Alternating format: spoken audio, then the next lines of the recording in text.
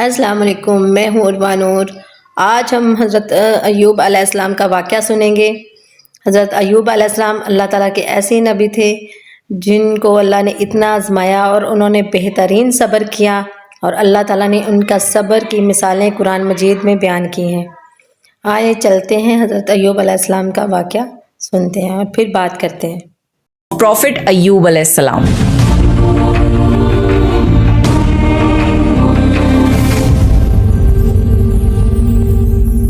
اللہ نے ایوب علیہ السلام کو سیریا میں قوم سوران کی طرف بھیجا۔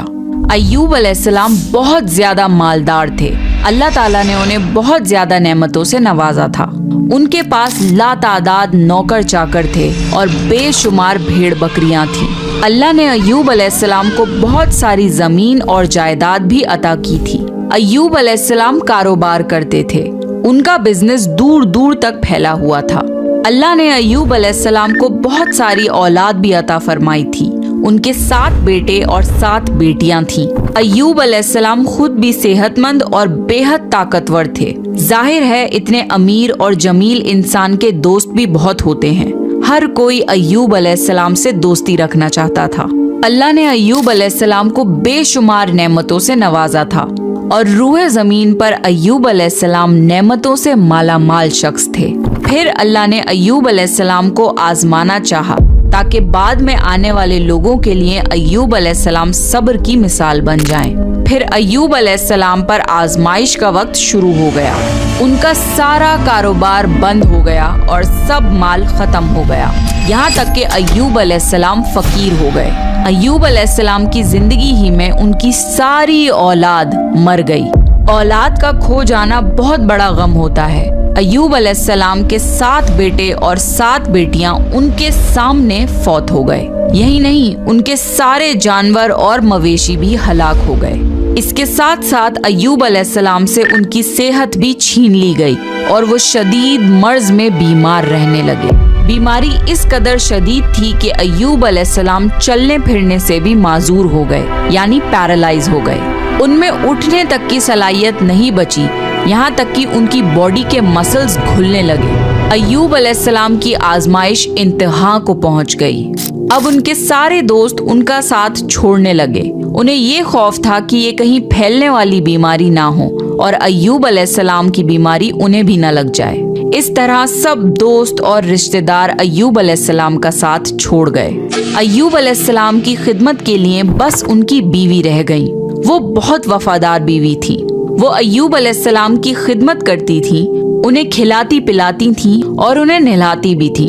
پھر نوبت یہاں تک پہنچی کہ سارا مال بالکل ختم ہو گیا، بیچنے کے لیے بھی کچھ نہیں بچا تھا۔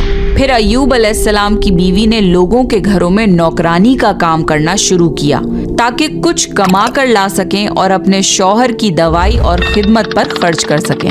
ایوب علیہ السلام پر یہ آزمائش 1-2 مہینے نہیں بلکہ پورے 12 سال جاری رہی۔ ایک روایت کے مطابق آزمائش کا یہ عرصہ 18 سال تھا۔ اللہ عالم۔ ایوب علیہ السلام اتنے لمبے عرصے تک صبر کرتے رہے۔ انہوں نے کبھی کسی سے شکوہ تک نہیں کیا۔ سال در سال ایسے ہی گزرتے رہے۔ ایوب علیہ السلام کی بیوی نے ان سے عرض کیا کہ آپ اللہ کے رسول ہیں، اگر آپ اللہ سے دعا کریں تو وہ آپ کی بیماری کو ختم کر دے گا اور آپ کے حالات کو بدل دے گا۔ ایوب علیہ السلام نے اپنی بیوی سے فرمایا۔ ان کی بیوی نے جواب دیا 80 سال۔ یہ سن کر ایوب علیہ السلام نے فرمایا، مجھے اللہ سے دعا کرتے ہوئے شرم آتی ہے، کیونکہ جتنا عرصہ خوشحالی میں رہا ابھی اتنا عرصہ بیماری اور تنگ دستی میں نہیں گزرا، اس لیے میں ابھی یہ دعا نہیں کروں گا کہ اللہ مجھے شفا عطا کر دے یا میری اس حالت کو بدل دے جب تک 80 سال نہ گزر جائیں۔ جس طرح میں نے ناز و نعمت میں 80 سال گزارے ہیں، اسی طرح میں 80 سال اس بیماری اور تنگ دستی پر صبر کرتا رہوں گا۔ یہ سن کر ایوب علیہ السلام کی بیوی مایوس ہو گئی، کیونکہ انہیں یقین تھا کہ اگر ایوب علیہ السلام اللہ سے دعا کر لیں تو یہ آزمائش فوراً ختم ہو جائے گی۔ اب نوبت یہاں تک آ گئی تھی کہ لوگوں نے ایوب علیہ السلام کی بیوی کو کام دینے سے انکار کرنا شروع کر دیا تھا۔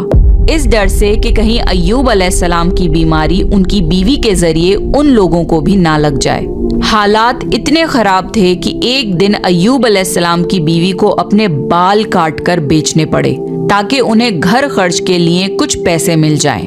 ये देखकर अय्यूब अलैहिस्सलाम को बहुत ज्यादा तकलीफ हुई और उन्होंने अल्लाह से दुआ की, या अल्लाह, मुझे बीमारी लग गई है और तू रहम करने वालों से ज्यादा रहम करने वाला है।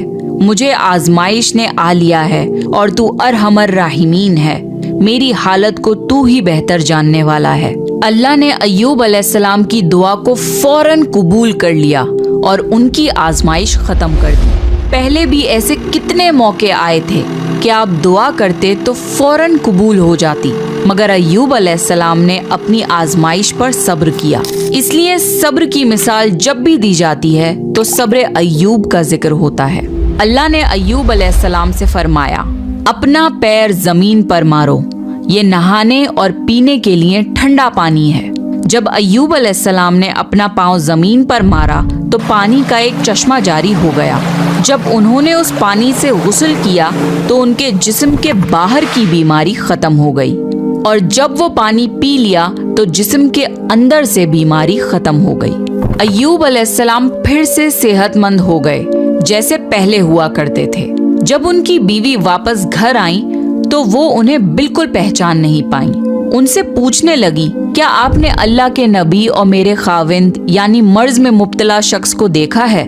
अल्लाह की कसम, जब मेरे खाविंद सेहतमंद थे तो बिल्कुल आप जैसे थे।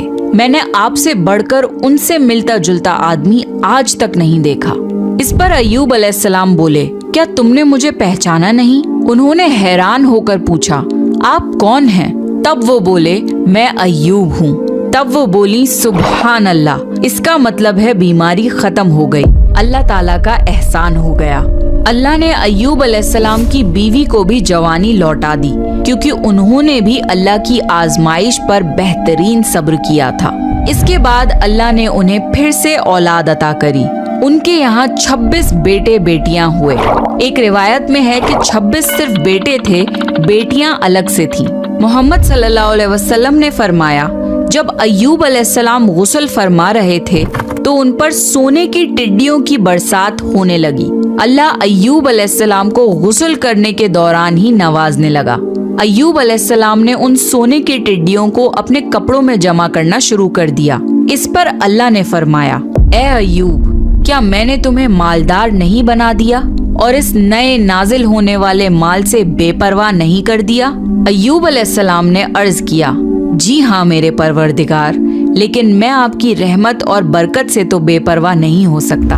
अल्लाह ने अय्यूब अलैहिस्सलाम की जवानी और सेहत वापस कर दी, माल और दौलत वापस कर दिया, खानदान और औलाद फिर से अता कर दिए। अल्लाह जिसे चाहे उसे आजमाता है और जिसे चाहे उसे नवाजता है, और अगर अल्लाह हमसे कुछ ले ले तो उससे बेहतर अता करता है। अल्लाह ने कुरान में अय्यूब अलैहिस्सलाम के सब्र की तारीफ की है और उनकी जिंदगी को सब्र करने वालों के लिए मिसाल बनाया है। आजमाइश हर किसी की जिंदगी में आती है, पर अल्लाह ये देखना चाहता है कि मुश्किल वक्त में हमारा क्या रवैया होता है और हमारा ईमान कितना मजबूत रहता है। इसलिए हमारी जिंदगी में जब भी मुश्किलें आएं तो हमें सब्र करना चाहिए और हर हाल में अल्लाह का शुक्र अदा करना चाहिए। तो ये था